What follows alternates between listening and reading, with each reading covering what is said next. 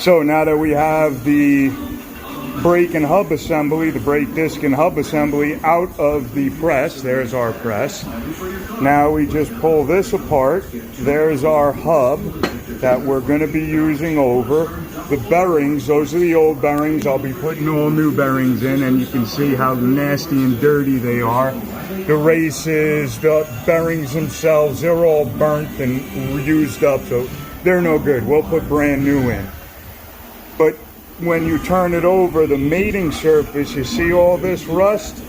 It all has to come off. You got to get the wire wheel out, wire wheel, all this rust off, because if you don't, then what happens is when you mate these back together, they won't sit flat on each other. And if they're not sitting flat, if they're sitting, let's say they're not sitting flat like this when you put the wheel on, the wheel will sit like this, then the wheel's going to wobble as you're going down the road, and it will cause a vibration in the front end. So what we do is once we get them apart, clean all of that old grease out of there.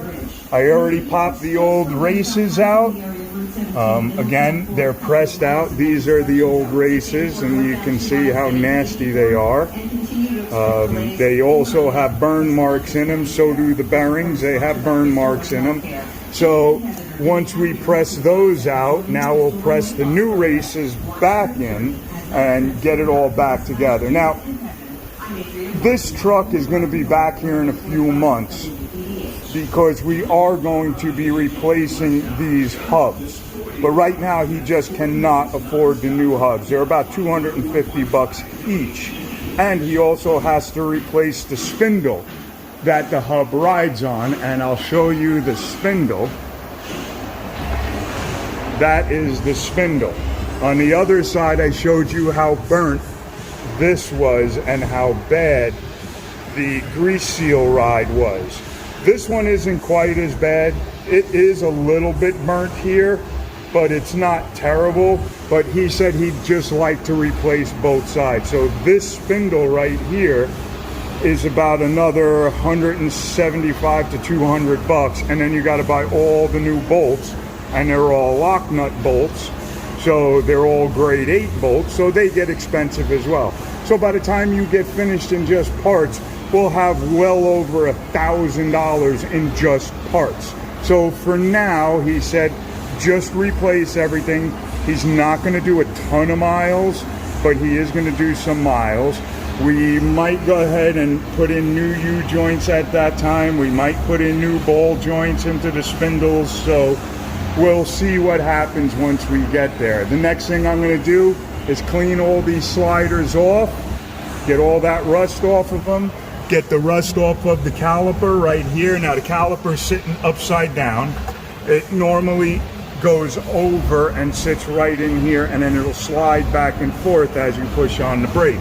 So we'll clean all the rust off, clean all the dirt off of over here, and then we have what's called Silagel, and we put that in there. So this way, this will not rust up, and it will slide back and forth nicely. And I can show you that on this side.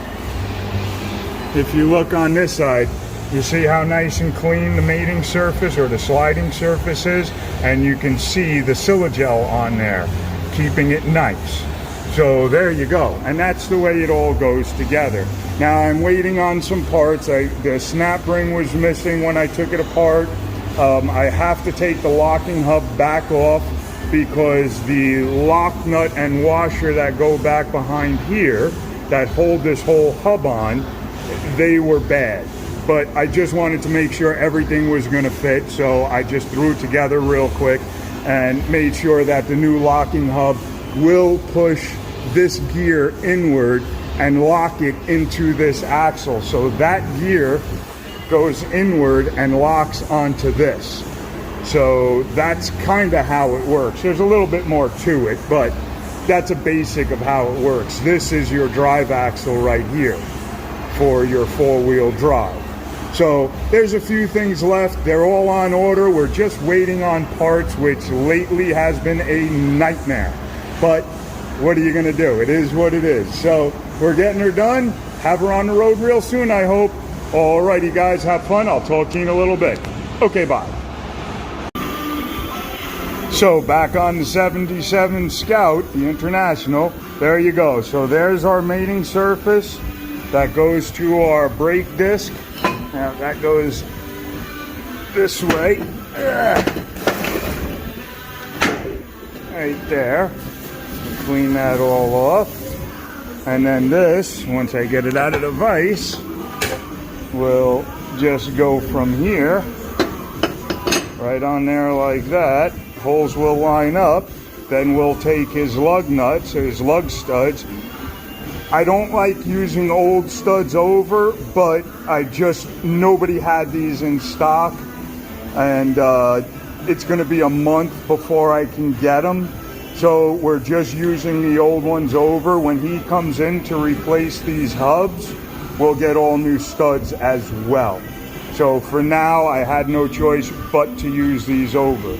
So then these will get pressed in from the bottom side upward. And again, we'll be using that 20-ton press to press these in to the steel. And then that's what holds everything together. Once you put this in, then you put your rim on there, then you put your lug nut.